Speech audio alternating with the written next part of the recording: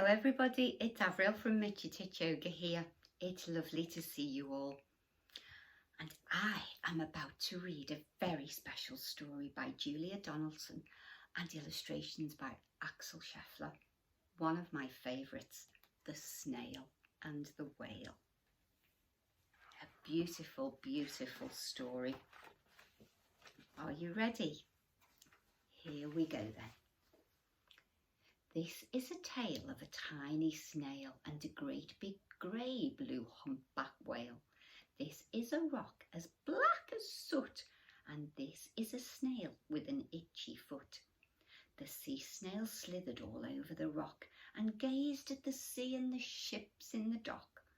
And as she gazed, she sniffed and sighed. The sea is deep and the world is wide. How I long to sail, said the tiny snail. Here you are, tiny snail, the rock and the big dock. These are the other snails in the flock, who all stuck tight to the smooth black rock and said to the snail with the itchy foot, "Be quiet, don't wriggle, sit still, stay put." But the tiny sea snail sighed and sniffed, then cried, "I've got it, I'll hitch a lift." This is the trail of the tiny snail, a silvery trail that looped and curled and said, "Lift wanted around the world." Clever little snail. This is the whale who came one night when the tide was high and the stars were bright, a humpback whale immensely long, who sang to the snail a wonderful song of shimmering ice and coral caves and shooting stars and enormous waves. And this is the tale of the humpbacked whale. He held it out of the starlit sea and said to the snail, "Come sail with me." Look, how fabulous. And here's little snail slithering onto his tail. This is the sea so wild and free that carried the whale and the snail on his tail to towering icebergs and far off lands.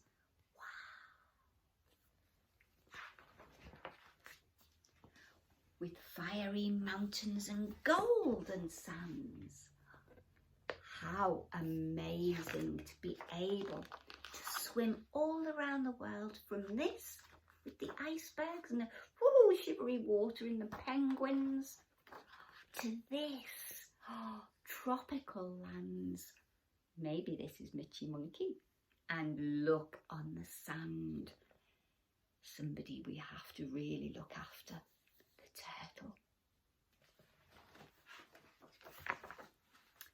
These are the waves that arched and crashed, that foamed and frolicked and sprayed and splashed the tiny snail on the tail of the whale. Look at those. These are the caves beneath the waves, where stripy fish with feathery fins and sharks with hideous toothy grins swam round the whale and the snail on the tail. Can you see all the beautiful coral? Yes, and then the sharks and the snail on the tail of the humpbacked whale. This is the sky so vast and high, sometimes sunny and blue and warm, sometimes filled with a thunderstorm, with zigzagging lightning, flashing and frightening the tiny snail on the tail of the whale. You see all the lightning, and here is the snail on the tail of the whale. And she gazed at the sky, the sea, the land, the waves and the caves and the golden sand. She gazed and gazed, amazed by it all. And she said to the whale, "I feel so small."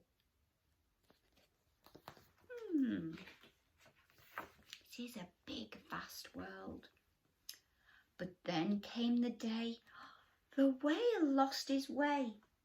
These are the speedboats running a race, zigging and zooming all over the place, upsetting the whale with their ear-splitting roar, making him swim too close to the shore. This is the tide, slipping away. Oh no, this sounds a bit disastrous. And this is the whale lying beached in a bay. Quick, off the sand, back to the sea, cried the snail. I can't move on land, I'm too big, moaned the whale. The snail felt helpless and terribly small. Then, I've got it, she cried, and started to crawl. I must not fail, said the tiny snail. So can you see the poor whale here beached on the sand? And look, here's tiny snail crawling off from the whale. This is the bell on the school in the bay, ringing the children in from their play. This is the teacher holding her chalk, telling the class, sit straight, don't talk. This is the board as black as soot. Can you see what's going to happen? And this is the snail with the itchy foot. A snail, the teacher turns pale.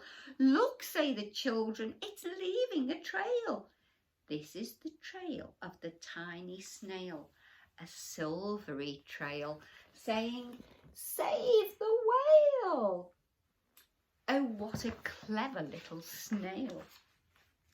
These are the children running from school, fetching the firemen and digging a pool. Isn't that wonderful that everybody is helping? Squirting and spraying to keep the whale cool. This is the tide coming into the bay, and these are the villagers shouting hooray as the whale and the snail travel safely away. Can you see him? Here he is, back up on the tail of the whale. Back to the dock and the flock on the rock, who said, how time's flown, and haven't you grown? And the whale and the snail told their wonderful tale of shimmering ice and coral caves and shooting stars and enormous waves, and of how the snail, so small and frail, with her looping, curling, silvery trail, saved the life of the humpbacked whale. Then the humpback whale held out his tail, and on crawled snail after snail after snail. You see, here they are returning, and then here are all of the snails slithering onto the whale's tail. And they sang to the sea as they all set sail on the tail of the grey, blue humped back whale. There you are. What a beautiful, beautiful sight. How fabulous is that story about the small snail? And he said he felt very small when he travelled around the world, and I think all of us would feel quite small. A very small cog in a big wheel. But it doesn't matter how small we are or how small we feel, because everybody, every single person has a role to play in this world. Just like that snail, he saved the life of the humpback whale. How fabulous is that? A huge whale got himself into a bit of bother by becoming stuck on the sand, and he needed snail skills to help him out. So there you go. No matter how small each of us may feel at some point, we are still VIPs, very important people, each and every one of us. So remember that. Okay? Good. And thank you to Julia for a beautiful, beautiful tale of the humpback whale.